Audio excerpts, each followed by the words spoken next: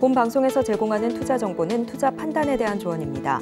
방송에서 제공하는 주식의 가치, 가격 상승 및 하락에 대해서는 방송사에서 보장하지 않습니다.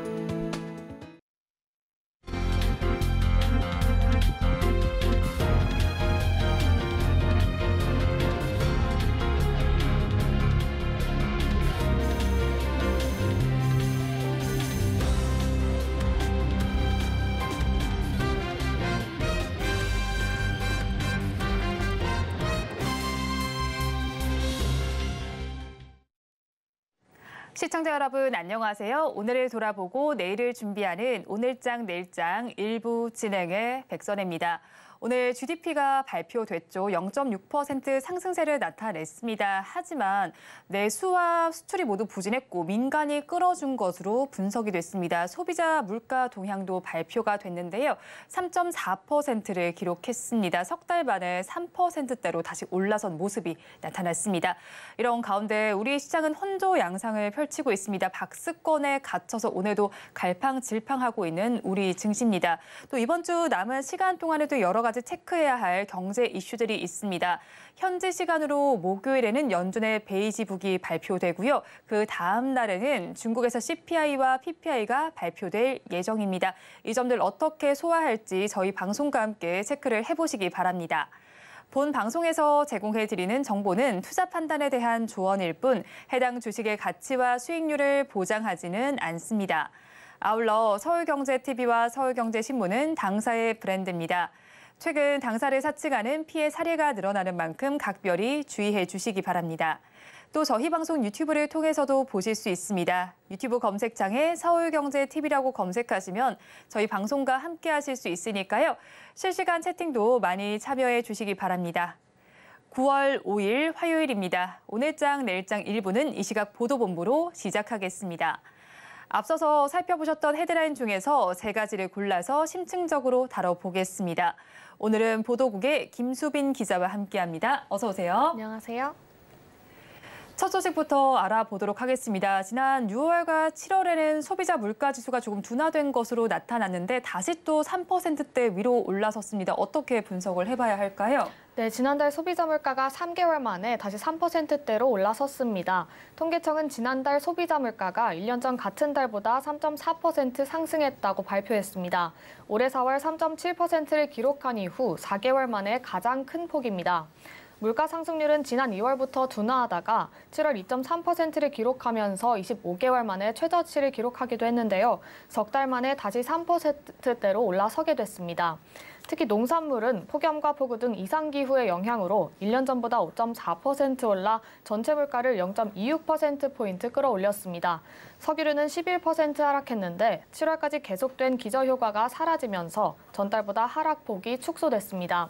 생활물가 지수는 1년 전보다 3.9% 상승했고 근원물가인 농산물 및 석유류 제외 지수도 동일한 상승폭을 보였습니다.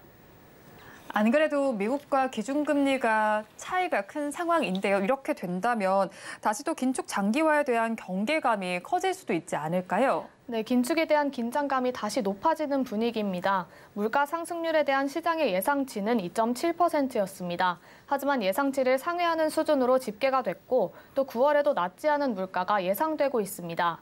김웅하는 부총재보는 앞으로 소비자 물가 상승률은 9월에도 8월과 비슷하거나 다소 높은 수준을 나타낼 것으로 보인다고 내다봤습니다.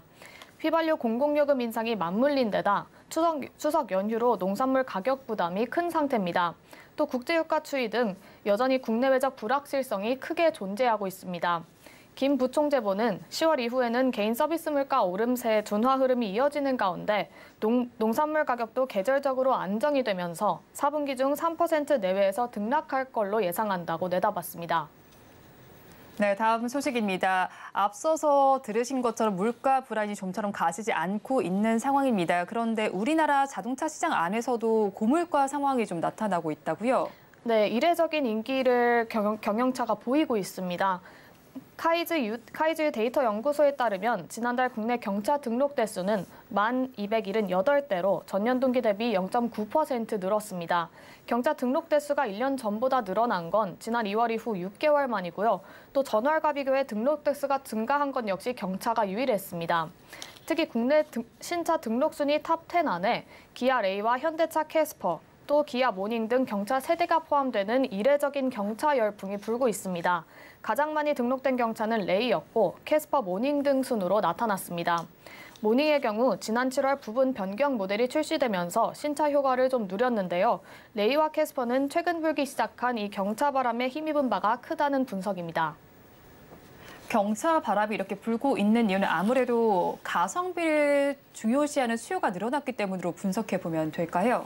네, 가성비도 좀 중요했겠지만 전반적으로 고금리, 고물가, 고환율, 이 3고 경제 현상이 경차 수요를 견인한 것으로 풀이됩니다. 상대적으로 경제적 부담이 적은 경차 선호 현상이 두드러진 겁니다. 통상적으로 경차는 첫 차 수요가 몰리는 매해 2월에서 3월 가장 잘 팔리는데요. 올해는 비성수기인 8월부터 판매가 급등하고 있습니다. 업계에서는 올해 하반기 레이의 전기차 모델이 출시를 앞두고 있고 또 캐스퍼 전기차 또한 내년 출시 예정이기 때문에 당분간 경차 인기가 유지될 수 있다고 전망하고 있습니다. 마지막으로 기업 얘기로 넘어가 보도록 하겠습니다. 우리나라 기업들의 최고 경영자들이 재임하는 기간 중에 시가총액 순위가 집계가 됐다라고 하는데 누가 그 재임 기간 중에 가장 많이 시가총액을 끌어올렸을까요? 네, 최정우 포스코홀딩스 대표이사 회장이 재임 기간 시가총액을 가장 많이 끌어올린 최고 경영자 1위에 올랐습니다. 리더스 인덱스가 국내 매출 상위 500대 기업 중 263개 상장사를 대상으로 CEO 393명의 재임 기간 시총 변화를 분석했는데요. 이들 CEO의 평균 재임 기간은 5.1년, 평균 시총 증감률은 마이너스 2.5%로 집계됐습니다. 조사 대상 CEO 중 194명은 취임 이후 시총이 늘은 반면 199명은 취임 후 시총이 감소했는데요. 시총이 10조 원 이상 급증한 기업의 CEO는 9개 기업의 12명이었습니다. 최정우 포스코홀딩스 회장이 시총을 222조 원 이상 끌어올리면서 1위를 차지했고요. 에코프로비엠의 주재환 최문호 대표이사 사장이 공동 2위에 올랐고 4위와 5위는 기아의 최준영 대표이사 부사장과 송우성 사장이 차지했습니다. 그러면 반대로 시가총액이 가장 많이 줄어든 기업들은 어느 곳이었을까요? 네, 가장 큰 폭으로 줄어든 건 네이버였습니다. 취임 후 시총이 10조 원 이상 감소한 CEO는 10명이었는데요. 최수연 대표가 취임했던 지난해 3월 당시 53조 9천억 원 규모였던 네이버의 시총은 이달 1일 35조 원대로 34.8% 감소했습니다. 최수연 대표 다음으로는 김창한 크래프톤 대표, 박정호 SK하이닉스 대표이사 부회장, 홍은택 카카오 대표 등 순으로 시총이 줄었습니다. 보통 시총이 높으면 기업의 현 실적이 좋거나 미래 성장 가능성에 대한 기대감이 크다는 걸 뜻하는데요. 기업 가치 판단의 지표로 활용이 되기 때문에 이런 집계가 CEO 입장에서는 많이 신경 쓰일 수 있을 것으로 보입니다. 네, 오늘 이 시각 보도본부에서는 소비자 물가 지수부터 기업들의 시가총액 순위 증감률까지 살펴봤습니다. 지금까지 보도국의 김수빈 기자와 함께했습니다. 오늘 말씀 고맙습니다. 감사합니다. 이어서 시황센터 연결해서 이 시각 시장 상황 알아보겠습니다. 최유정 캐스터가 준비하고 있습니다. 시황센터 최유정입니다. 간밤 뉴욕 증시는 노동절로 하루 휴장했습니다. 오늘 우리 시장은 양시장 소폭의 하락세로 출발을 했는데요. 현재까지도 보합권에서 등락을 보이고 있습니다. 오늘 코스피 시가총액 상위 종목 혼조세를 보인 가운데 2거래일 연속 빨간불 켜냈던 삼성전자는 오늘 약세 흐름 이어나가고 있고요. 반면 포스코 퓨처엠은 강한 빨간불 켜내고 있습니다. 코스닥에서는 오늘 장 초반 2차 전지주 부진한 흐름 보였는데요. 하지만 장 중반에 들어서면서 상승 전환에 일부 종목은 성공하는 모습이었고요. 또 레인보우 로보틱스는 강세 보이면서 현재 시총 8위에 올라서는 모습입니다. 그렇다면 보다 자세한 지수 상황 살펴보도록 하겠습니다. 먼저 코스피 지수입니다. 코스피 오늘 2,578선에서 시작해 2,586선까지 올라가기도 했는데요. 현재는 0.1% 하락한 2,581선에서 움직이고 있는 모습입니다. 이어서 수급도 살펴보도록 하겠습니다.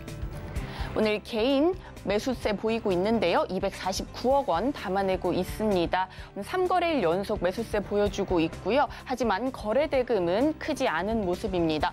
외국인도 매수세 보여주고 있는데요. 484억 원 담아내고 있습니다. 반면 기관은 홀로 매도세 보이면서 지수 하락을 부추기고 있는데요. 959억 원 덜어내고 있는 모습입니다. 이어서 코스닥 지수도 살펴보도록 하겠습니다.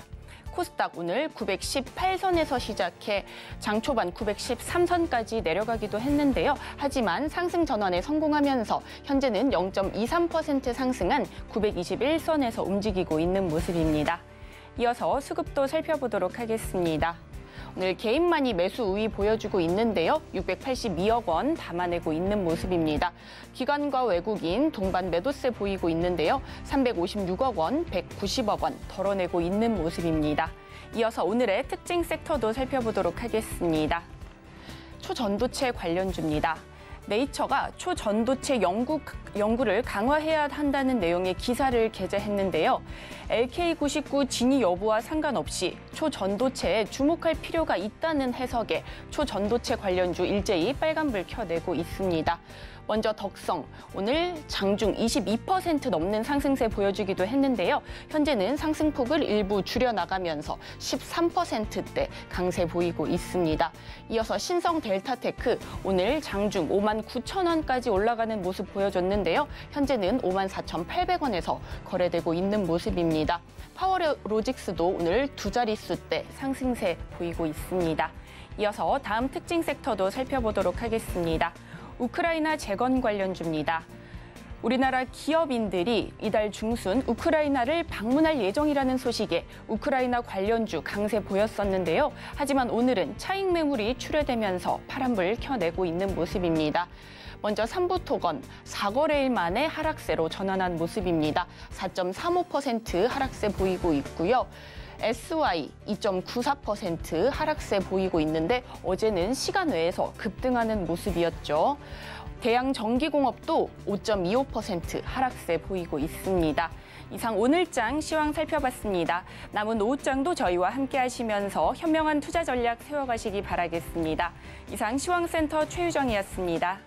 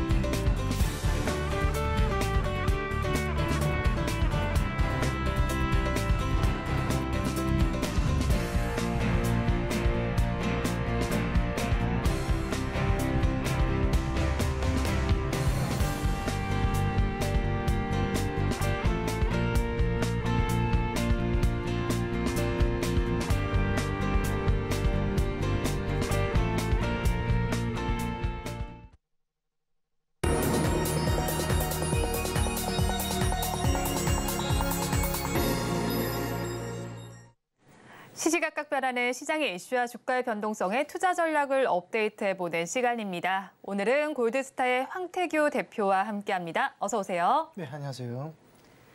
대표님과 이야기 나눠볼 뉴스 화면을 통해서 살펴보겠습니다.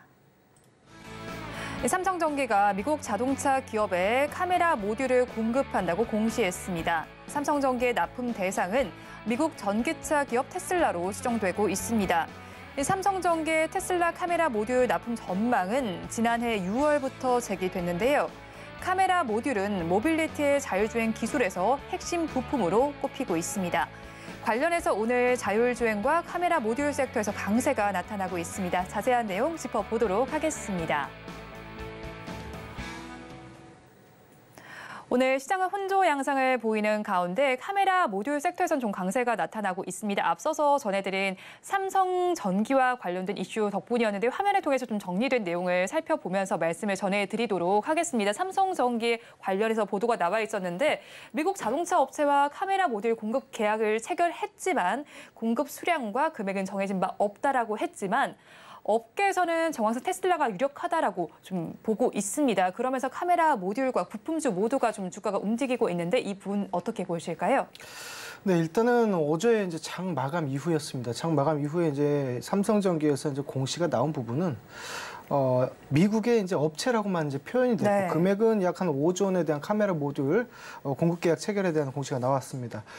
시장에서는 다들 아시는 바와 같이 그 정도 규모를 계약을 체결하고 그리고 자율주행으로 가는 센서를 카메라 모듈 센서를 도입을 한다. 이런 부분은 실질적으로 테슬라밖에 없겠죠. 네. 그렇기 때문에 자율주행의 선두주자인 테슬라로 이제 일축하는 모습이었고요. 이에 따라서 장후 시간외 거래에서 급등세를 연출했던 이제 옵트론텍이라든지 그리고 뭐 캠시스 같은 흐름이 어제 발생이 좀 되었었죠.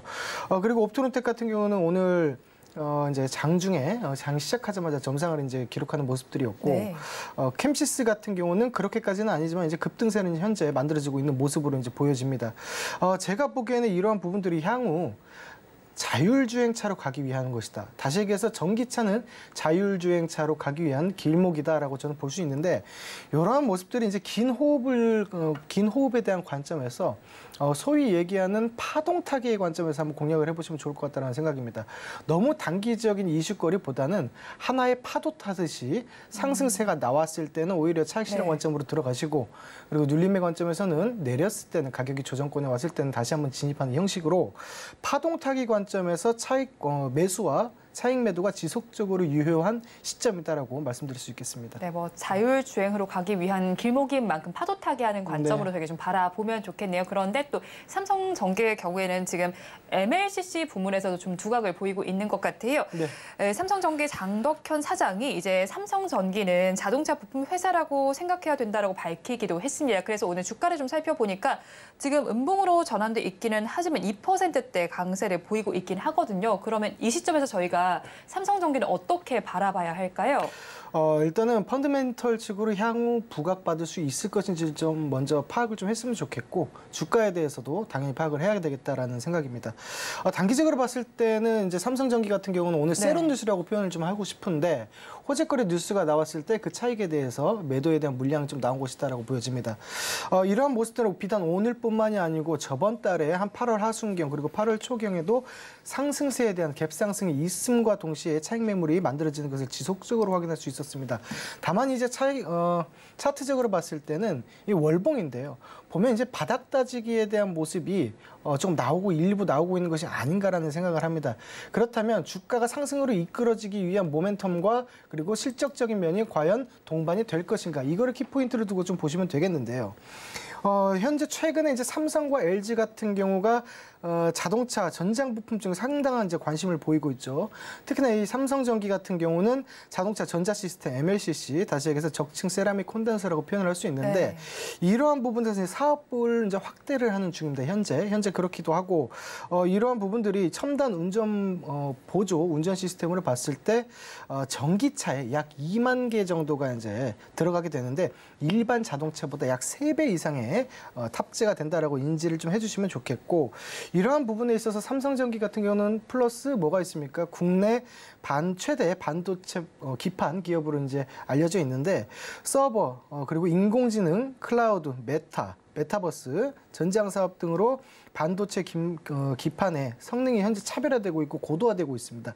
이러한 부분에서 향후 지속적으로 자동차 전장 부품 쪽으로도 수요가 계속적으로 증가가 될 것이기 때문에 저는 성장에 대해서 이런 모멘텀도 역시 받쳐주고 있다라고 생각이 되고 그에 따라서 당연히 따라오게 되는 부분이 매출적인 부분도 이제 수요와 공급의 차원에서 이제 상승세를 좀 이어나갈 수 있겠다라고 보입니다.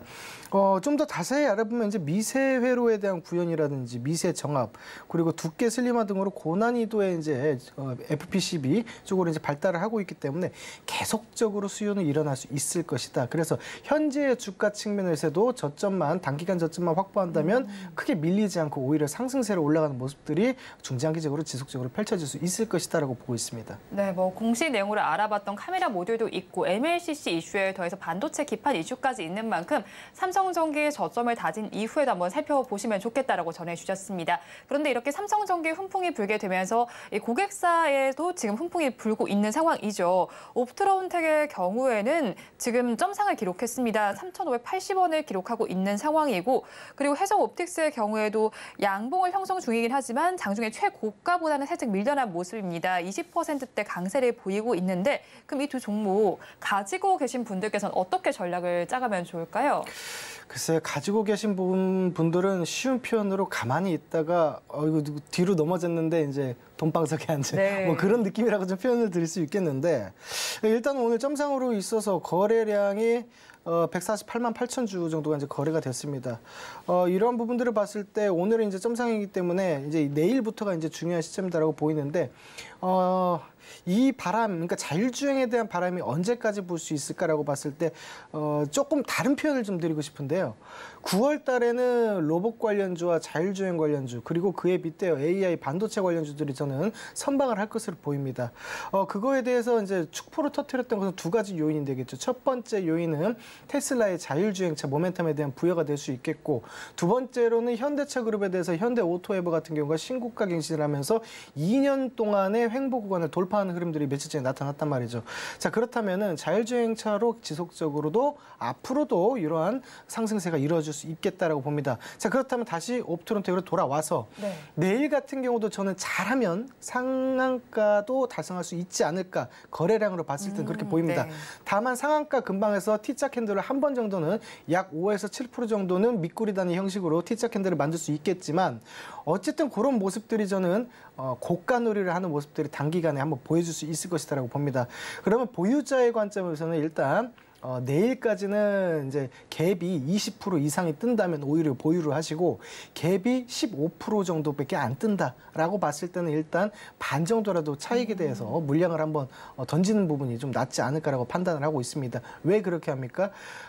시초가의 형성이 되는 가격대를 보고 전략을 바꿔서 이렇게 대응을 할 수 있다라는 건 전 말씀드리는 부분이니까 그렇게 이제 갭에 대해서 상승분을 보면서 대응을 하시면 좋을 수 있겠다라고 이제 생각이 좀 됩니다. 이런 옵트론텍 같은 경우가 자율주행용 카메라 모듈에 있어서 렌즈 유니트를 현재 삼성전기에 공급을 하고 있고 과거에는 글라스 렌즈 같은 경우 북미의 전기차 업체에 대한 공급에 대한 이력이 있기 때문에 가장 많은 관심을 받지 않았나라고 봅니다. 네. 더불어서 해성옵틱스 같은 경우는 사실 뭐 이런 표현 동전주입니다. 예, 동전주기 때문에 이 부분에 대해서는 굳이 제가 주가에 대해서 향방에 대해서 말씀드리기는 힘들 것 같고 실질적으로 3분기부터 실적 개선세가 좀 일어났고요. 이러한 부분들이 3년 만에 흑자 전환을 내년에 이제 예상을 할 수 있는 부분들이 있긴 있습니다. 하지만 이제 후발주에 이제 모습으로 등극을 했기 때문에 앞서 말씀드린 옵트론텍을 보면서 해성옵틱스를 대응하는 부분이 오히려 더 효율적이지 않겠나라고 네. 생각을 합니다. 네, 각 종목별로 대응 전략 전해드렸으니까 한번 투자 의견을 참고를 해보시면 좋겠습니다. 또 한편 자율주행 자동차 시장이 급속도로 확대가 되면서 이에 따라오는 게 전장용 카메라가 아닐까 싶습니다. 사실 점차 크기도 늘어날 것으로 예상이 되고 있고요. 빅테크 업체들도 좀 참전을 했습니다. 거기에 더해서 현대자동차에서도 사실 레벨 3 정도의 뭐 자동차를 상용화하겠다는 소식이 전해지기도 한 만큼 그럼 자율주행차와 관련해서 어떤 기술들이 좀 필수 요건인지 궁금하고요. 이런 걸 가지고 있는 기업은 어떤 곳들이 있을까요? 일단은 자율주행으로 갔을 때는 우리가 크게 봤을 때는 카메라를 활용해서 자율주행을 할 수 있겠죠. 그래서 카메라 모듈로도 볼 수 있겠고 그다음에 이제 라이다 센서 쪽으로 해서도 센서로 이제 거리를 보면서 이제 잡아내는 방법들이 있을 수 있겠죠. 근데 오늘 같은 경우는 제가 봤을 때는 앞으로에 대한 모습은 일단 자율주행차에 대한 구간, 레벨 구간 자체가 0단계에서 5단계까지 총 6단계로 이제 나눌 수 있는데 레벨 2단계까지는 이제 보조 시스템으로 인식을 해주시면 됩니다. 앞차와의 차선 거리 그리고 차량이 차로를 이탈하는지 여부 보조 주행에 대해서 이제 모습이 있었다면 레벨 3부터가 이제 자율주행으로 이제 생각이 포함이 좀 될 수 있는데 운전의 주도권이 레벨 3부터는 이제 시스템 소프트웨어 쪽으로 넘어가게 됩니다. 그리고 그러한 부분들이 운전자가 도움을 요청했을 때 시스템이 운전자에게 도움을 요청했을 때만 운전자가 개입을 하는 그러한 단계고 넘어가다 보면 이제 레벨 5단계 같은 경우는 완전 자율행이다 이렇게 볼 수 있겠죠. 현재 현대차에서 이번 연말까지 레벨 3가 독일 그 벤츠 쪽에서도 60km밖에 안 나옵니다. 근데 현대차에서는 80km까지 한번 구현을 해보겠다. 왜? 고속도로에서 오히려 주행에 방해가 될 수 있어서 뭐 이런 이유입니다. 그렇다면 결과적으로 80km대에서 주행이 가능하다는 것은 국도에서 이제 달릴 수 있다는 것을 의미하는 것이고 레벨 3에서 레벨 4까지 이제 가는 그 단계가 훨씬 좁혀졌다고 볼 수 있어요. 네. 그렇다면은 레벨 4 같은 경우는 시스템 자체적으로 비상시에 이제 자유롭게 이제 시스템이 대처를 하는 국면까지 들어오게 되는데 저는 이제 3에서 4로 넘어가는 그 단계에서 이제 4 업체에 대해서 한번 찾아봐야 되지 않겠나라고 이제 생각이 좀 되는데요. 실질적으로 레이더 센서가 많이 필요합니다. 레벨 3에서 약 4개에서 6개 정도가 필요했다면 레벨 4로 가게 되면은 약 10개에서 20개 정도의 이제 레이더 센서가 이제 필요한 그런 실정인데, 그래서 이제 주목하는 회사 같은 경우는 저는 이제 이미징 레이더 센서 전문 개발 회사인 스마트 레이더 시스템이 이쪽에서 레벨 4단계까지 가면서 각광을 받지 않을까 하는 생각입니다. 네, 지금 앞서서 스마트 레이더 시스템 말씀을 전해주셨는데 사실 현대모비스와 레이더 기술이 이제 협력을 한다라는 소식이 전해지면서 좀 상승세를 보이기도 했다고 오늘 시장에서는 지금 보니까 1% 정도 빠지고 있습니다. 25,050원 선 정도의 거래가 되고 있는데 사실 매출과 영업이익 모두가 성장 국면에 접어들고 있는 상태이기도 하고 뭐 글로벌 업체와 이야기도 나오고 있는 상황 속에서 지금 좀 빠지고 있으니까 저가 매수의 관점으로 접근해봐도 괜찮을까요? 네, 일단은 뭐 앞서서 말씀드린 바와 같이 차세대 레이더로 넘어가는 단계에서 가장 각광을 받을 수 있는 기업이다라고 표현을 좀 드렸는데, 완성차 업계와의 연계성 또한 이제 풍부하다라고 볼 수 있겠습니다. 다만 이제 결론부터 말씀드리면 상장한 지 얼마 안 됐습니다. 이제 8월 22일 날 얼마 전에 이제 상장을 해서 지속적으로 단기적으로 상승 추세를 유지하고 있는 모습들이 현재 계속 포착이 되고 있는데, 제가 우려스러운 점은 일단은 추후의 얘기지만 상장에 대해서 이제 보호 예수에 대한 물량이 추후에 나올 수 있다고 봅니다. 그렇기 때문에 그때까지는 단기적인 매매는 지속적으로 유효할 수 있다라고 보는 것이죠.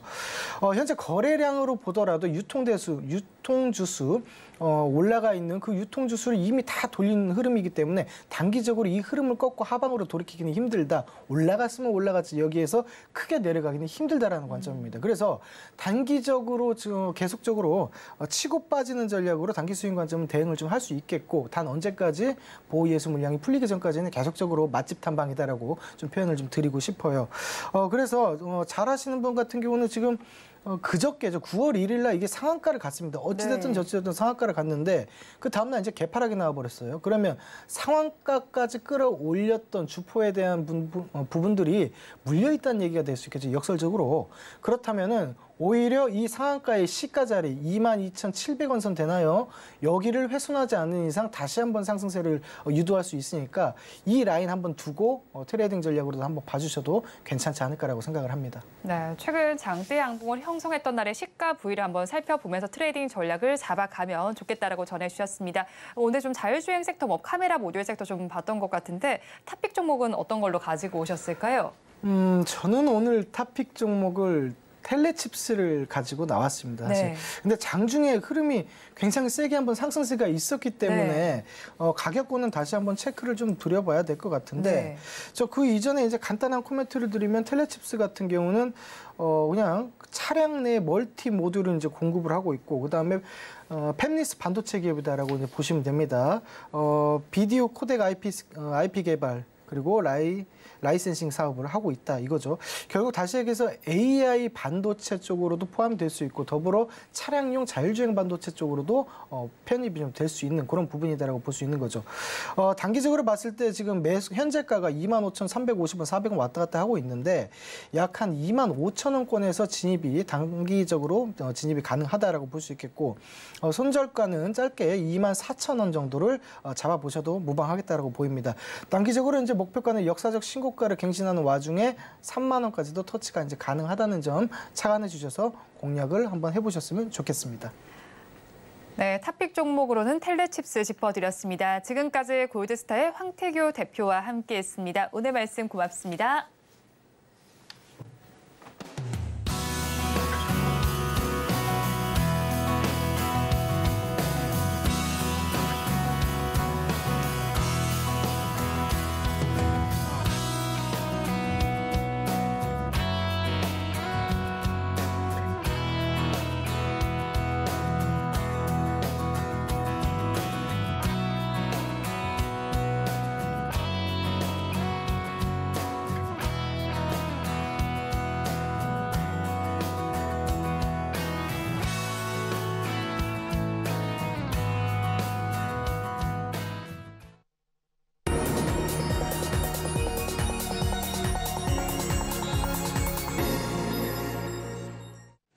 마켓 리더의 시선으로 글로벌 경제와 산업 트렌드를 체크하고 이걸 수익으로 연결해 보는 시간, 고수의 선택 시간입니다.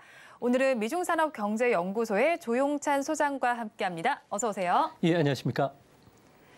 소장님과 이야기 나눠볼 주제 화면을 통해서 살펴보겠습니다. 오늘의 주제입니다. G2, 미국과 중국의 경기를 점검해 보면서 9월 글로벌 증시의 암초, 또 리스크 요인이 무엇일지, 또 긍정적인 요인은 무엇일지도 한번 체크를 해보도록 하겠습니다.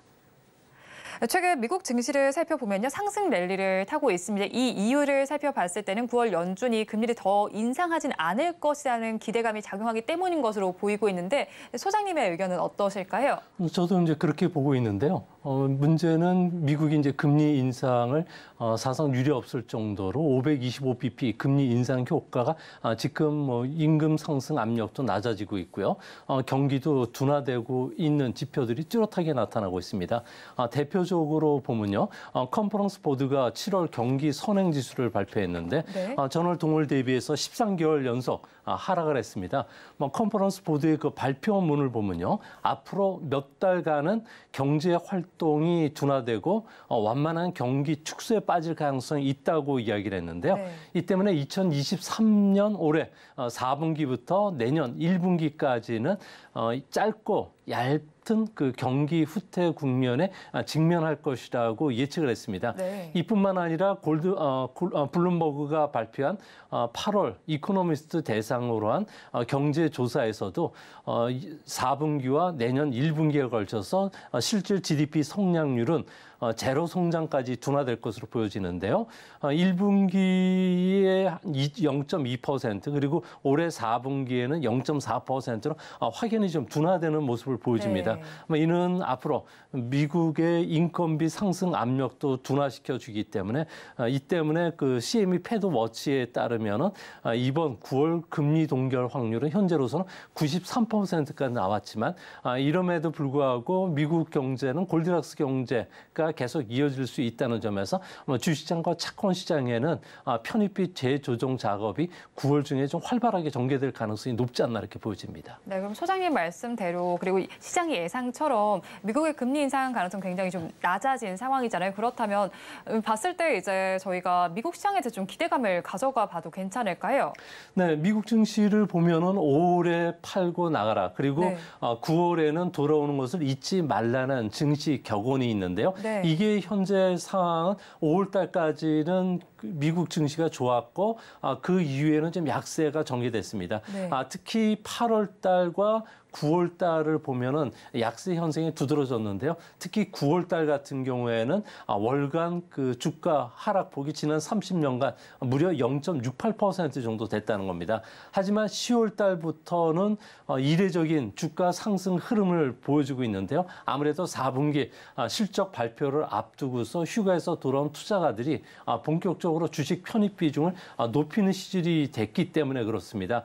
이제 앞으로 이제 9월 달에는 주식을 싸게 살 수 있는 기회가 찾아올 것으로 보여지는데요. 네. 아무래도 실적이 발표가 됐기 때문에 경제 지표라든지 금융 정책에 아주 민감하게 주가가 반응할 수밖에 없을 거로 보여집니다. 하지만 미국의 OECD 경기 선행 지수를 보면은 여전히 미국 경제가 연착륙할 시나리오 확률이 점점 높아지고 있다는 점에서 미국 경제 4분기부터는 점차 주시장은 그 GDP 성장과 달리 올라갈 수 있고 또 물가 상승 압력도 떨어진다는 점에서 이번 4분기 주식 편입 비중을 높이기 위해서 9월 달 싸게 살 수 있는 기회가 한번 찾아올 가능성이 높지 않나 보여집니다. 네, 9월 한 달 동안은 저가 매수의 기회로 활용을 해보면 좋겠고요. 미국 경기 자체를 봤을 때는 연착륙이 점점 높아지고 있다라고 전해주셨습니다.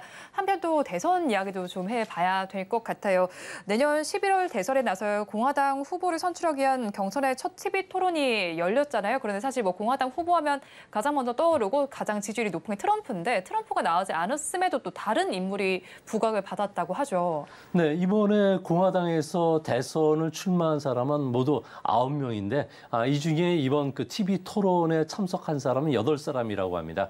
이 중에서 대선 직후에 가장 그 좋은 토론을 했다고 뽑힌 사람은 아무래도 론 디센티스 플로리다 주지사고요. 또 라마스 와미 인도계 38세 젊은 그 청년 실업가라고 합니다. 네. 트럼프가 TV 토론에 안 나온 것은 아무래도 60% 안팎의 높은 지지율을 받고 있기 때문에 추격하는 후보들이 트럼프를 공격해서 지지율을 높이려는 그런 전략에 넘어가지 않기 위해서라고 합니다. 하지만 현재까지 가장 그 유력한 후보인 론 디센티스 플로리다 주지사 같은 경우는 현재 그 지지율이 10에서 16%에 불과한 상황이고요. 또한 지금 현재 돌풍을 일으키고 있는 인도계 기업가인 그 라마스 와미 같은 경우에도 상당히 지지율을 좀 좁히고 있기 때문에 앞으로 2등 자리를 두고서 누가 2등이 되느냐가 공화당의 대선 그 TV 토론의 주요 이슈가 되지 않을까 보여집니다. 네, 누가 2위가 될지 저희도 한번 지켜보면 좋겠네요. 그런데 트럼프 얘기를 좀 돌아가서 살펴보면 사실 트럼프는 법원에 기소된 이후에 오히려 좀 인기가 좀 올라간 것 같아요. 그렇다면 저희 바이든과 트럼프의 빅매치 좀 기대해 볼 가능성도 있을까요? 네, 이번엔 빅매치를 기대할 수는 있을 거로 보여지는데요. 아무래도 트럼프와 바이든이 워낙 민주당 안에서는 바이든의 지지율이 70% 가까이 되고 있고요. 네. 또한 그 공화당 안에서는 60% 지지율로 트럼프가 우세하다고 합니다. 만일 두 사람이 그 빅매치가 성사된다면 미국 역사상 6번째 그 리턴 매치가 되는데요. 네. 보통 그 미국 대선 같은 경우는 현직 대통령이 매우 유리하다고 합니다. 교통이라든지 그 언론을 많이 탈 수가 있게 되고요.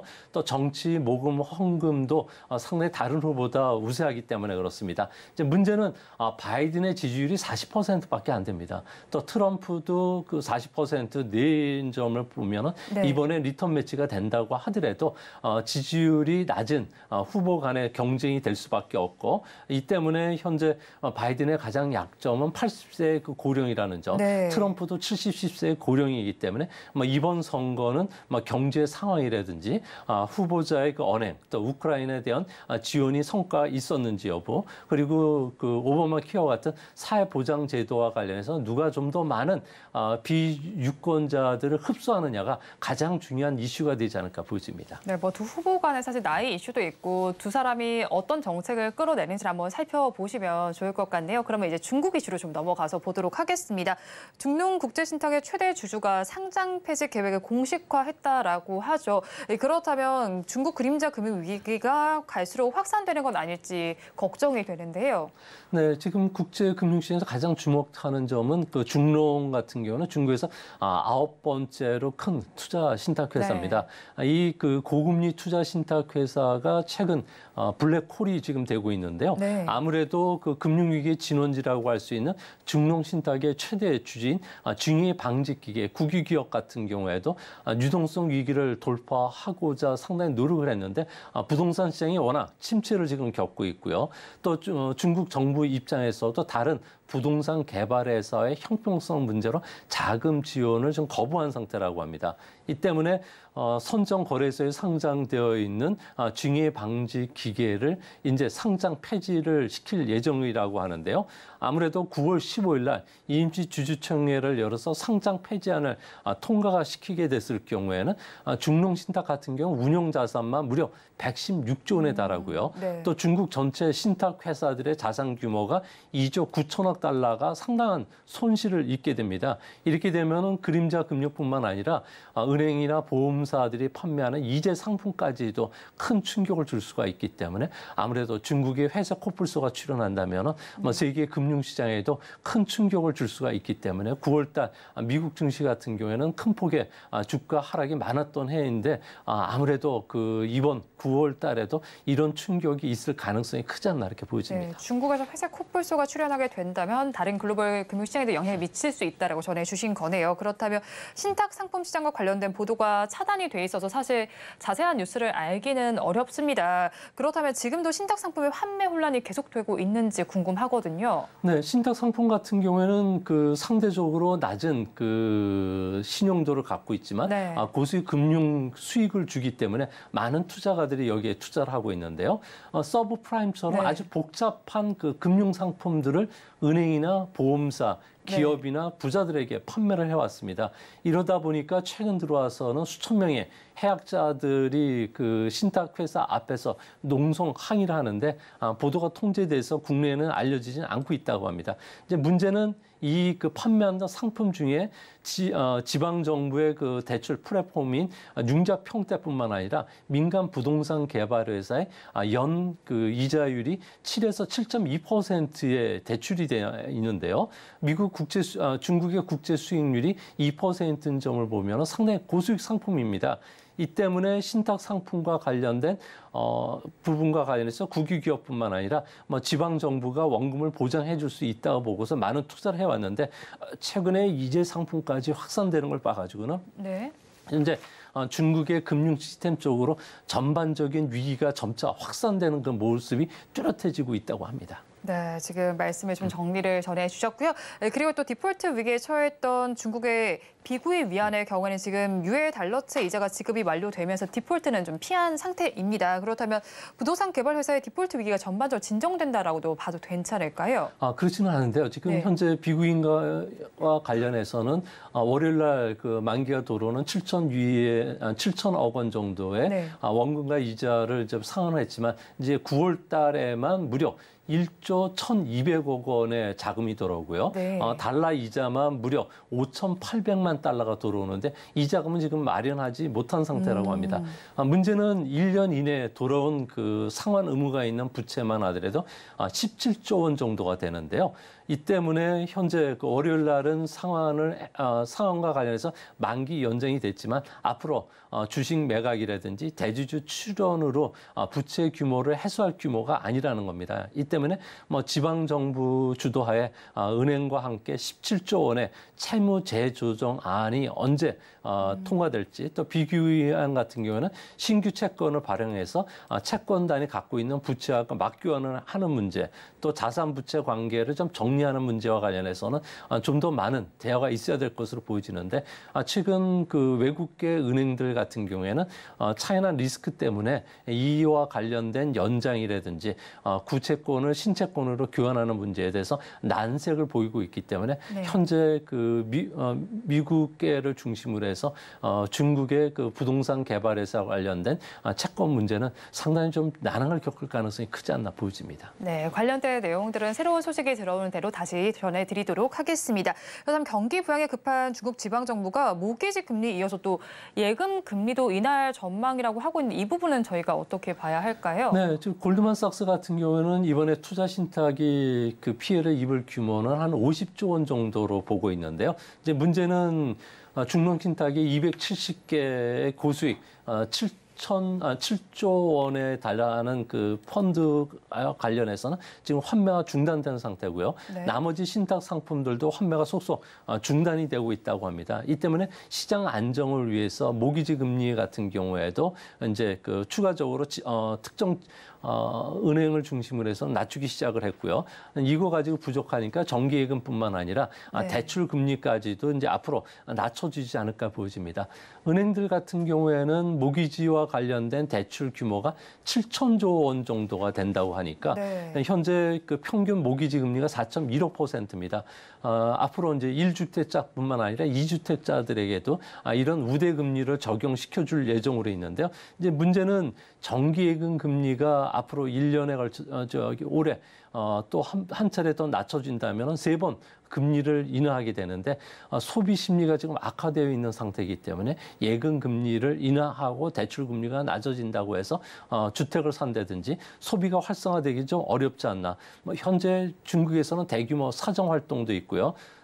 사치 금지령이 떨어져 있고 반부패 운동과 관련된 척결 운동이 지금 벌어지고 있다는 측면에서는 소비와 투자로 연결될 가능성이 현재로서는 좀 낮지 않나 보여집니다. 네, 대안을 마련 중이지만 소비와 투자로까지 연결되기는 아직까지는 좀 무리가 있어 보이는 상황입니다. 그런데 중국 증시 상황도 그다지 좋지를 못합니다. 하락세를 계속해서 보이고 있는데 이 하락세를 멈추기 위해서는 어떤 대책이 나와야 할까요? 네, 중국 정부 같은 경우는 대주주의 그 주식 그 매각을 금지시켰고 또 15년간 중단되어 있었던 주식과 관련된 거래소도 낮춰주는 메가톤급 호재를 발표했는데 하지만 8월 달만 외국인은 무려 15조 넘게 매도를 했고요. 네. 최근 들어와서 이제 순매수 원칙이 연기금들과 관련해서는 규제가 어느 정도 풀어지면서 오늘부터는 좀 주식시장에 차익 매물들이 좀 많이 나오고 있는 편입니다. 앞으로 주식시장이 좀 본격적으로 올라가기 위해서는 지배구조 개선이라든지 공시제도 강화 그리고 회계 불투명성 해소와 관련된 부분이 좀 있어야 되겠고요. 또한 그 현재 신규 상장과 관련된 부분과 관련해서 주식 공급량을 줄이려고 했는데 이와 관련해서는 스타트업 기업들 같은 경우는 주식시장 외로는 자금을 공급받을 수 있는 여력이 없다고 합니다. 이 때문에 단기 수급 대책 중에서 IPO 중단이라든지 거래 기간 연장, 또 자사주 매입 규제와 관련된 이런 조치들과 인위적인 조치들은 가급적 중국 정부가 쓰지 않고 시장과 관련된 신뢰도를 높이는 조치들이 더 필요한 것은 아닌가 이렇게 생각이 됩니다. 네, 시장과 관련된 신용도를 높이는 조치들을 조금 더 선행해서 한번 살펴봐야겠네요. 그렇다면 중국 정부가 경기 침체를 막기 위한 효과적인 대책을 사실 아직까지는 마련하지 못했다라고 봐야겠죠. 그렇다면 2008년에 있었던 리먼급 사태가 재현되면서 글로벌 경기에 좀 충격으로 작용하지는 않을까 좀 걱정이 되거든요. 어떻게 보실까요? 네, 많은 그 경제학자들 같은 경우는 리먼급 충격이 중국에서는 오지는 않을 것으로 보고 있는데요. 아무래도 1인 독재 체제다 보니까 외부 충격에는 무척 강하고요. 또 이번 사태가 좀 확산이 되면은 지방 정부의 한 270조 원 규모의 채권을 다시 재발행해 주는 문제가 있고요. 특수 목적 회사인 SPC를 통해서 부실 채권을 정리해 줄 수 있지 않나 이렇게 보고 있는데요. 하지만 현재 외국인들뿐만 아니라 많은 중국인들 같은 경우에는 가장 근본적인 시장 경제로의 전환 그리고 현재 중국이 투자주도의 성장을 소비주도의 성장으로 확실히 바꾸는 작업들을 펼쳐지기 전까지는 현재의 위기 상황은 계속 진행되지 않을까 보고 있고요. 이 때문에 현재 중국 같은 경우에는 디레버리징 축소 작업들이 계속 펼쳐지고 있다는 점에서 앞으로 세계 경제는 깊이보다는 길이로 많은 충격을 줄 수 있다는 점에서 중국 경제 의존도가 높은 기업들 같은 경우에는 당분간 충격이 좀 길게 가지 않을까 이렇게 보여집니다. 네, 중국 경기에 충격이 조금 더 길게 갈 것이다라고 분석을 전해주셨어요. 중국 같은 경우에 부동산 이슈도 있고 내부적인 문제도 있지만 사실은 미국에서 계속해서 제재를 가하는 부분도 무시를 못할 것 같아요. 이런 부분은 저희가 어떻게 체크해가면 좋을까요? 네, 미국 같은 경우에는 중국과 관련돼서 첨단 기술 수출 제한뿐만 아니라 자금원 자체를 봉쇄하는 작업을 쓰고 있는데요. 이 때문에 앞으로도 중국과 관련해서는 중국이 군사적 기술을 패권 전쟁에 쓸 수 없도록 하기 위한 여러 가지 추가적인 조치들이 있을 거로 보여집니다.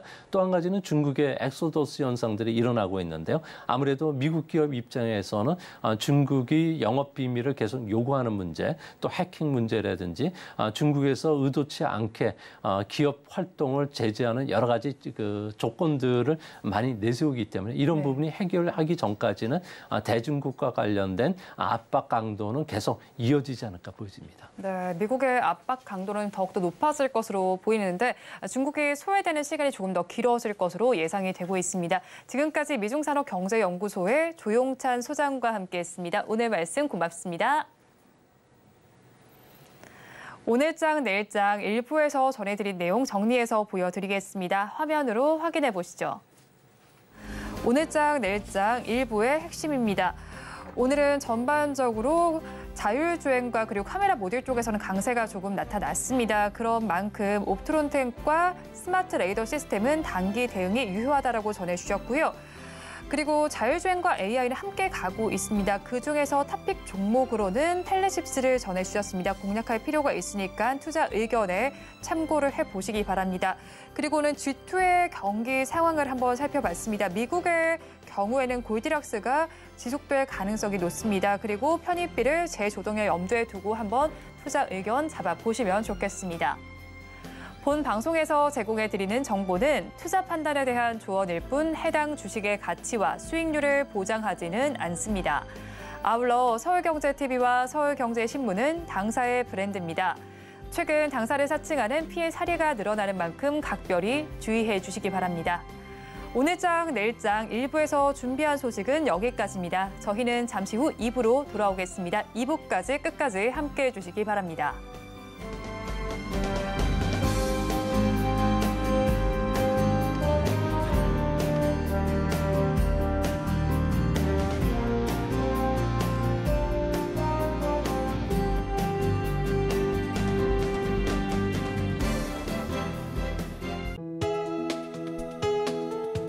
본 방송에서 제공하는 투자 정보는 투자 판단에 대한 조언입니다.